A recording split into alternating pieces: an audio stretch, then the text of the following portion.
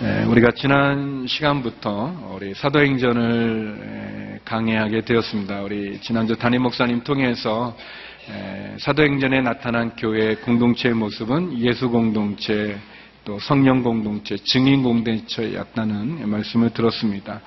하 목사님은 사도행전 강해를 쓰시면서 머릿말에 사도행전은 온누리교회의 나침판이다라고 쓰셨습니다.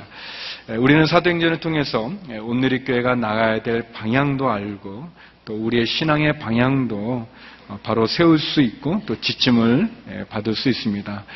계속 이어져서 오늘 본문의 말씀은 승천하신 예수님을 보내고 그리고 예루살렘으로 돌아와서 제자들이 기도를 하면서 가룟 유다 대신 맏대아를 사도로 뽑는 그러한 장면입니다. 저는 본문을 통해서 우리 제자들이 했던 이 세 가지의 일들을 함께 나누고 싶습니다. 먼저 첫 번째는 제자들은 기도에 전념했다고 성경은 우리들에게 보여주고 있습니다. 우리 12절에서 우리 14절의 말씀 같이 한번 읽어보겠습니다. 시작. 그 후 그들은 올리브 산이라 불리는 곳에서부터 예루살렘으로 돌아왔는데 이 산은 예루살렘에서 가까워 안식일에 걸어도 되는 거리였습니다. 그들은 예루살렘 안으로 들어와서 자기들이 묵고 있던 다락방으로 올라갔습니다. 거기 있던 사람들은 베드로, 요한, 야고보, 안드레, 빌립, 도마, 바돌로메, 마테, 알포의 아들 야고보, 열심당원 시몬, 그리고 야고보의 아들 유다였습니다. 그들은 모두 그곳에 모인 여자들과 예수의 어머니 마리아와 예수의 동생들과 함께 한 마음으로 기도에 전념하고 있었습니다. 감난산, 올리브산이라고 불리는 감난산에서 예수님이 승천하신 이후에 제자들은 예루살렘으로 돌아왔고 그리고 다락방에 모였다고 합니다. 아마도 마가의 다락방으로 추정되어지는 그 다락방에 그들이 모여서 그들이 기도에 전념했다라고 이렇게 얘기하고 있습니다. 왜 제자들은 예수님이 승천하신 이후에 흩어지지 않고 또 어떻게 보면 굉장히 불안할 수도 있고 두려울 수도 있고 또는 승천하신 예수님 올라간 이후에 천사들이 또 그 본 그대로 내려오리라라는 그런 걸 보면서 마음이 들뜰 수도 있었는데 왜 그들이 이렇게 모여가지고 함께 기도에 전념했을까? 여기 보면은 12절 마지막에도 보면 이 산이 예루살렘에서 가까워서 안식일에 걸어도 되는 거리였다라는 말이 있는데 좀 궁금했어요. 안식일에 이렇게 많이 돌아다니면 안 되나 보지? 이제 그런 생각이 들면서 이게 얼마나 되나 이렇게 찾아보니까 두 가지 견해가 있는데 그러나 아무튼 한 2,000규빗 한 규빗이 이제 이 손끝에서 여기까지 팔목까지니까 뭐 되게 한 사람의 이제 길이에 따라 좀 다르지만 되게 한 40에서 45cm로 이렇게 보면 2,000규빗이 안식일에 걸을 수 있었던 거리라고 합니다. 그 배경에는 여호수아가 요단강을 건너갈 때 벗개를 메고 갔던 그 제사장들과 한 2,000규빗 떨어져서 백성들이 갔던 그것이 이제 전통이 되어서 이제 그렇게 됐다는 이야기도 있고 또 하나는 예루살렘 성전을 한 바퀴 이렇게 쭉 도는 것이 기준이 되는데 그것이 한 2,000규빗 2,000규빗이 계산해보면 한 1마일 정도로 한 1,600m 정도. 그러니까 굉장히 이렇게 멀지 않는 거죠. 많이 돌아다니면 안 됩니다. 지금 저희가 여기서 지키는 것은 아니지만, 그러니까 아무튼 골프를 한다든지 그러면 안 되는 거죠. 너무 멀리 이렇게 걷는 건. 이거는 안 해도 될 말을 제가 한 것 같은데. 아무튼 가까운 거리. 근데 아무튼 왜 제자들은 흩어지지 않고 예루살렘에 모여서 기도에 전념했는가? 그거는 이들이 예수님의 말씀에 순종했기 때문에 그렇습니다. 우리 1장 4절인데요. 예수님이 이런 말씀을 하셨습니다. 1장 4절 같이 한번 읽어보겠습니다. 시작. 그들과 함께 모였을 때 예수께서 이렇게 명령하셨습니다. 예루살렘을 떠나지 말고 너희가 내게 들은 대로 내 아버지가 약속하신 선물을 기다려라. 성령을 기다리라고 그랬습니다. 예루살렘을 떠나지 말고 기다려라 그랬습니다. 그래서 그들이 다락방에 모이고 예루살렘에 모인 거죠. 성도 여러분, 하나님의 말씀에 순종했던 제자들, 그 순종이 결국 교회의 시작이었고 그 순종을 통해서 성령의 강림을, 성령의 역사를 그들이 경험할 수 있었습니다. 하나님의 말씀에 순종하는 것은 너무나 중요합니다. 내 생각도 있고 내 의견도 있지만 그것보다 하나님의 말씀에 순종했던 제자들처럼 그 순종함으로 우리가 하나님의 은혜를 받을 수 있고 하나님의 기적을 체험할 수 있습니다. 모든 기적의 시작이 순종임을 기억할 필요가 있어요. 여기 보니까 이제 다락방에 그들이 모였는데 세 부류의 사람들이 나옵니다. 13절에 보면은 첫 번째는 제자들의 이름이 나와요. 11명의 제자의 이름이 나옵니다. 제자들이 있었고, 두 번째는 여인들이 있었다고 그랬습니다. 그곳에 모인 여자들이 있었고, 이름들은 없지만, 그리고 세 번째는 예수의 어머니 마리아와 예수의 동생들, 그러니까 예수님의 가족이 있었습니다. 제자들이 있었고, 그리고 이름은 나오지 않지만 여인들이 있었고, 그리고 예수님의 가족이 이렇게 모였었어요. 이분들을 보면 이 제자들 가운데는 한 명의 이름이 빠졌습니다. 뭐 뒤에 읽었지만 가룟 유다죠. 이때 가룟 유다는 자살하다가 그 끈이 끊어져서 그 배가 터져서 창자가 밖에 나와 끔찍한 죽음을 한 가룟 유다가 빠져 있습니다. 가룟 유다, 마땅히 있어야 될 자리에 있지 않고 자기 길로 간 가룟 유다가 빠져 있습니다. 여러분은 그런 적은 없죠? 있어야 되는데 안 있고 꼭 있어야 되는데 중요한 자리에 있지 못하는 그런 일들은 없는지 모르겠어요. 저도 가끔 그런 게 있어요. 뭐 지난주간에도 이렇게 뭐 또 회의를 하는 것 같은, 그래서 제가 안 가겠다고 이렇게 나는 가고 싶지 않다 했더니 한 목사님이 강력하게 있어야 된다고 꼭 있어야 된다. 나는 싫은데 하는데 할 수 없이 이제 갔어요. 갔는데 회의를 하지 않고 선물을 주시는 거예요. 얼마나 그 목사님이 감사한지. 근데 아무튼 진짜 중요한 때 빠지는 그런 어리석은 일들이 아니 이제 뭐 가룟 유다 있어야 되는데 있지 않는 그런 안타까움이 있어요. 또 두 번째 여인들의 이야기가 나오죠. 이름들은 나오지 않지만 여기 제자들 11명과 그리고 예수님의 동생들과 마리아 5명, 16명 빼면 뭐 다는 아니겠지만 많은 수의 여인들이 이 자리를 채웠습니다. 모두 120명이라고 그러는데 그 120명 가운데 거의 많은 수가 여인들이었다고 추정이 되어집니다. 이 여인들은 어떤 여인들입니까? 예수님을 위해서 봉사하고 섬기고 어떻게 보면 이름도 없이 빛도 없이, 그리고 제자들을 조차 예수님 버리고 다 도망갔던 그 골고다까지도 울면서 주님을 따라갔던 그런 여인들 아니겠습니까? 언제든지 변함없이 주님을 사랑했던 그런 마음으로 정성을 다해서 주님을 섬겼던, 그리고 마지막까지도 주님 그 명령을 따라 순종하여 모여 기도했던 이 여인들이 있습니다. 사랑하는 성도 여러분, 저와 여러분이 이렇게 교회를 위해서, 주님을 위해서, 또 이름도 없이 빛도 없이, 그리고 눈물과 정성으로 마지막까지 주님을 섬기고 따르는 그 자리에 저가 여러분이 있기를 주의 이름으로 축원합니다. 우리가 그 자리를 지킬 수 있으면. 또 예수님의 가족들이 나오죠. 예수님 어머니 마리아. 근데 신기한 것은 사복음서에 보게 되면 이 예수님의 동생들이 있었어요. 이 4명의 동생들이 있었는데 그 동생들은 예수님을 미쳤다고도 그랬고, 사복음서에 보면 예수님 따르지 않았습니다. 믿지 않았었어요. 그런데 이제 이들이 이 다락방 이 자리에 있는 거예요. 그것은 아마도 추측하기로 부활한 예수님을 만나고 나서 그 형이 머리가 돈 것이 아니라, 미친 것이 아니라 하나님의 아들이음을 알고 그 동생들이 변화된 게 아닌가 싶습니다. 이 동생들 가운데는 야고보라고 하는 그 동생은 이 초대교회 예루살렘 교회 아주 기둥 같은 그러한 사람이 됩니다. 혹 우리들 가운데, 아까 우리 간증을 들으면서도 마음이 짠했지만, 우리들 가운데 아직도 믿지 않는 가족들이 있는, 그래서 그 가족 전도를 하기가 너무 힘들고 어려서 포기하고 낙심됐다면, 오늘 이 예수님의 동생들이 다시 한번 예수님을 믿는 제자로 쓰는 이 모습을 보면서 포기하지 말고, 그 가족을 전도하는 그 일을 중단하지 말고 끝까지 복음을 나눌 수 있기를 바랍니다. 이렇게 같이 모여있는 이 모습을 보면서요, 그들의 수가 한 120명 정도 됐어요.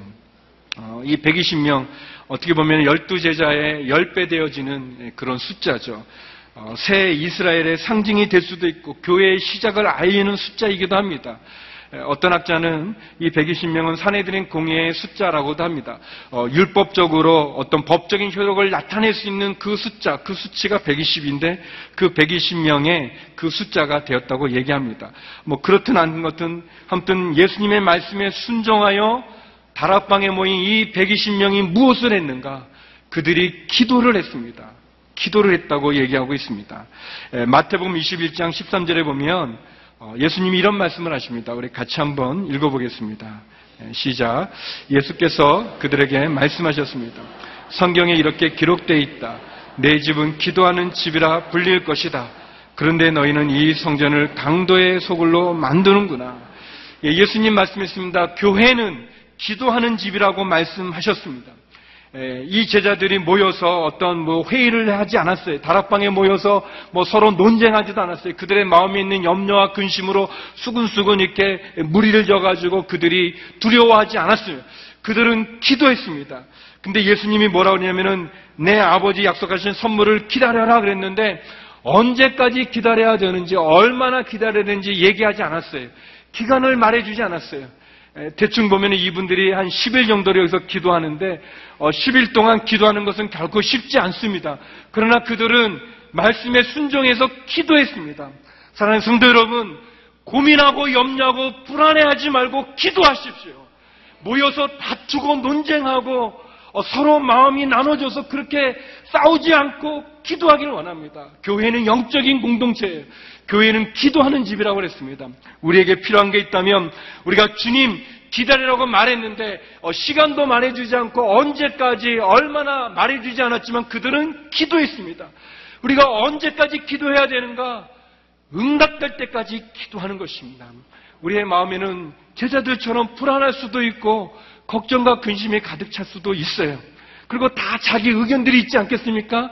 모여서 토론하고 논쟁하고 회의하면서 다투고 염려하고 불안해한 게 아니라 기도에 전념했다고 그랬습니다. 저와 여러분에게도 많은 어려움이 있고 문제가 있을 때 기도하는 것 쉽지 않지만 그러나 말씀에 순종하여 기도하기를 주의 이름으로 축원합니다. 여러분 가운데 문제가 있으면 기도하십시오. 또 이 120명 같이 모여서 같이 기도한 거예요. 함께 모여 기도하는 겁니다. 얼마나 좋습니까? 믿음을 가진 사람들이 함께 모여 기도하는 것 중요합니다. 우리 가족의 문제도 가족이 같이 기도하고 또 교회의 문제도 교회가 같이 기도하는 것 중요합니다. 두 번째, 제자들이 했던 일은 성경으로 해답을 얻는 것입니다. 성경의 말씀에 길을 찾는 것이죠. 우리 15절에서 22절 좀 길지만 같이 한번 읽어보겠습니다. 15절에서 22절입니다. 시작. 그 무렵 모인 사람들이 약 120명쯤 됐는데 베드로가 형제들 가운데 일어나 말했습니다. 형제들이여, 예수를 체포한 사람들의 앞잡이가 된 유다에 관해 성령께서 다윗의 입을 통해 미리 말씀하신 성경이 이루어질 수밖에 없었습니다. 그는 우리 가운데 속했던 사람이었고 이 직무의 한몫을 담당했던 사람이었습니다. 유다는 자기 불의의 대가로 밭을 샀는데 거기서 그는 곤두박질에 배가 터지고 내장이 온통 밖으로 쏟아져 나왔습니다. 이 일이 예루살렘에 사는 모든 사람에게 알려졌습니다. 이 밭을 그들의 지방말로 아겔다마라 불렀는데 그것은 피의 밭이라는 뜻입니다. 그런데 시편에 그의 거처를 폐허가 되게 하시고 그곳에 아무도 살지 못하게 하십시오라고 기록됐고 또 다른 사람이 그의 직무를 차지하게 해 주십시오라고 기록됐습니다. 그러므로 주 예수께서 항상 우리와 같이 다니던 동안에 곧 요한이 세례를 주던 때부터 시작해 예수께서 우리들 가운데서 하늘로 올리어 가시기까지 함께 다니던 사람들 가운데 하나를 뽑아 우리와 함께 예수의 부활에 대한 증인이 되게 해야 합니다. 그들이 기도하는 가운데 베드로가 일어나서 말을 했습니다. 누군가는 일어나서 말을 해야 되는 그런 상황이었어요. 아마 초대교회에 이 제자들이 모였던 사람들의 마음을 아주 좀 복음을 전할 때도 그렇고 또 마음을 좀 무겁게 만들었던 거가 두 가지가 있었어요. 하나는 십자가고 하나는 가룟 유다였습니다. 이 십자가에 예수님이 죽었다는 것은 물론 부활하셨지만 그러나 십자가에서 예수님이 달려 죽으셨다는 것, 십자가에 달려 비참하게 죽었다는 것은 이 복음 전달의 아주 걸림돌이었어요. 어떻게 그가 메시아인데 저주의 상징인 십자가에 달려 죽었을까? 그가 메시아라고 말하면서 어떻게 자기도 구원하지 못한 채 그렇게 십자가에 무력하게 죽을 수밖에 없는가라는 그런 부분이고, 또 하나 이 가룟 유다는 예수님의 제자지 않습니까? 어떻게 예수님이 메시아라고 구세주라고 그러면서 자기가 데리고 있던 제자의 배신에 의해서 그렇게 비참하게 죽을 수 있을까? 그가 구세주라면, 구원자라면 어떻게 자기 제자가 자기를 배반할 것조차 알지 못했는가라는 겁니다. 또 제자들의 마음에도 어떤 로마 사람이 예수님을 죽였으면 좀 덜 할 거예요. 또는 그 바리새인들 가운데 아주 이렇게 이상한 바리새인이 있어서 엄격한 바리새인이 예수님을 죽였다면 좀 이해가 되는데, 그것은 같이 함께 한솥밥을 먹었던 동료가 예수님 배신해서 예수님을 넘겼다는 것은 굉장히 마음을 무겁게 만드는 그러한 상황들입니다. 예수님이 십자가에 죽었다고 하는 것은 사도 바울이 계속해서 강조하지만 그것이 바로 역설적으로 그 십자가가 바로 하나님의 능력의 상징이라고 우리에게 얘기해주고 있어요. 고린도전서 1장 18절에 보면 같이 한번 읽어볼까요? 이런 말을 바울이 하죠. 시작. 십자가의 말씀이 멸망당하는 사람들에게는 어리석은 것이나 구원받는 우리에게는 하나님의 능력입니다. 십자가의 도가 믿지 않는 사람들이 볼 때는 진짜 어리석은 거고 이해도 되지 않고 걸림돌이 될 수 있지만, 그러나 그 복음이 곧, 그 십자가가 곧 하나님, 우리를 사랑하는 하나님의 상징이고, 그 십자가에 저주받은 채 돌아가신 예수님이 바로 우리의 죄를 대신 지고 죽은 그 죄값을 치르는 그 상징이어서 그 십자가가 바로 우리에게 은혜가 되고 하나님의 능력이 된다는 것을 이야기했었어요. 그리고 이제 이 가룟 유다에 대한 문제에 대해서는 베드로가 일어나서 이야기합니다. 가룟 유다가 예수님을 배반하고, 그리고 그가 예수님을 팔아넘기고, 그리고 그 자신이 죽어서 배가 터져 죽은 이 사실은 성경에 나타난 일이다, 성경에 예언되어져 있는 일이다라고 베드로가 일어나서 말을 합니다. 베드로는 다 마음을 무겁게 누르고 있는 짓누르는 그 부분에 대해서 성경 속에서 해답을 찾았고, 성경에서 길을 찾아 그 성경의 이야기를 들려주고 있는 것입니다.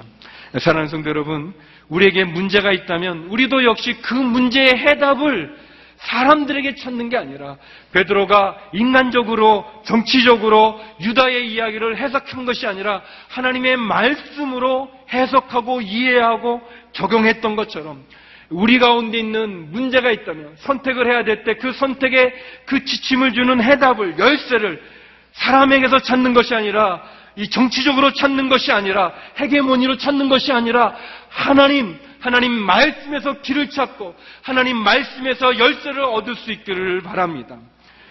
베드로는 하나님의 말씀으로, 이 유다는 자기의 길로 간 이 사실은 예언의 성취라고 얘기하고 있습니다.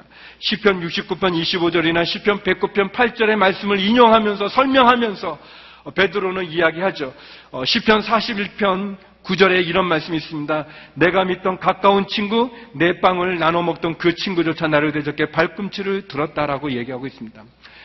베드로는 가룟 유다의 배신과 그 죽음을 하나님의 말씀에서 해답을 찾습니다. 사랑하는 성도 여러분, 말씀의 길이 있습니다. 말씀에 우리의 문제의 해답이 있습니다. 하나님의 말씀은 우리의 삶에 답을 주고 있어요. 우리가 하나님의 말씀을 듣고자 하고 그 말씀을 사랑하고 겸손하게 그 말씀에 순종하는 말씀 앞에 엎드릴 때 하나님은 말씀을 통해서 우리에게 길을 가르쳐 주십니다. 이해되어지지 않는 우리의 어려움, 문제들, 선택하고 결단해야 되는 것, 섭섭하고 어렵고 힘들고 낙심되는 그 일들, 하나님의 말씀에 주목하십시오. 하나님의 말씀에 귀를 기울이십시오.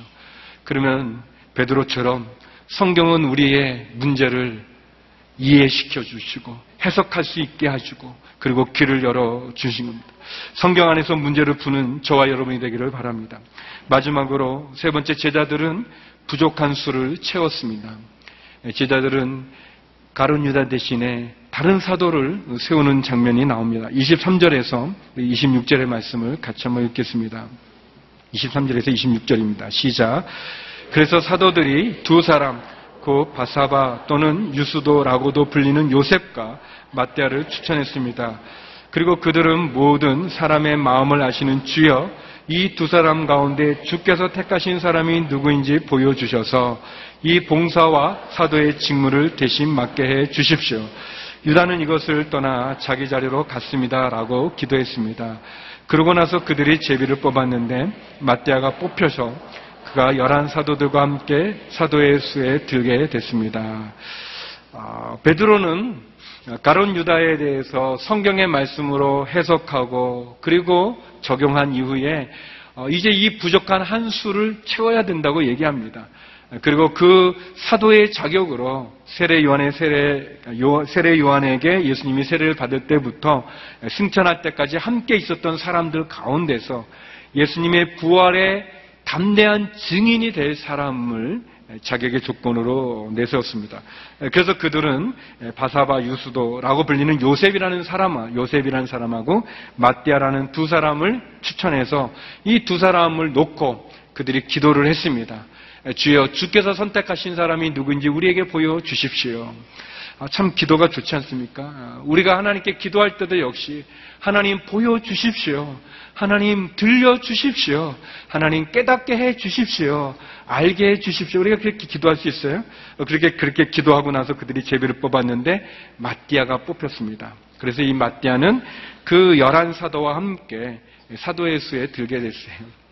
재미있는 것은 이 matthea는 이게 처음 등장하는 거면서 또 마지막 등장이에요. 그렇지만 아무튼 그 영광이 matthea에게 있죠. 근데 matthea의 이름의 뜻이 하나님의 선물이라는 거예요. matthea는 진짜 그 선물 받은 것 같아요. 이 요셉은 이름이 3개나 나오잖아요. 그러니까 추측할 때 이름이 이렇게 많은 걸 보면 더 유능하고 더 많이 알려졌던 것 같지만, 그러나 하나님은 matthea를 뽑았어요. 그 이름 그대로 그에게 선물을 주고, 그래서 matthea는 그 부족한 한 수를 채운 거죠. 근데 matthea는 여기에 나오고 그 다음에 나오지는 않지만 그가 하나님의 선물을 받았던 것처럼 저와 여러분도 하나님의 선택을 받은 것 아닙니까? 우리들 가운데 하나님이 우리를 뽑아주지 않으시면, 우리를 선택해주지 않으면 이 자리에 있을 사람이 누가 있겠습니까? 우리는 다 영적인 matthea처럼 다 하나님의 선택을 받고 뽑힘을 받아서 여기에 있는 것이고, 그리고 여기에 있어서 또 하나님의 은혜와 축복을 받고 예수님을 영접하여 구원의 길 가운데 나가는 거죠. 베드로는 이런 말을 했습니다. 베드로전서 2장 9절에 우리 같이 한번 읽어보죠. 우리에게 주시는 말씀이에요. 같이 한번 읽어보겠습니다. 시작.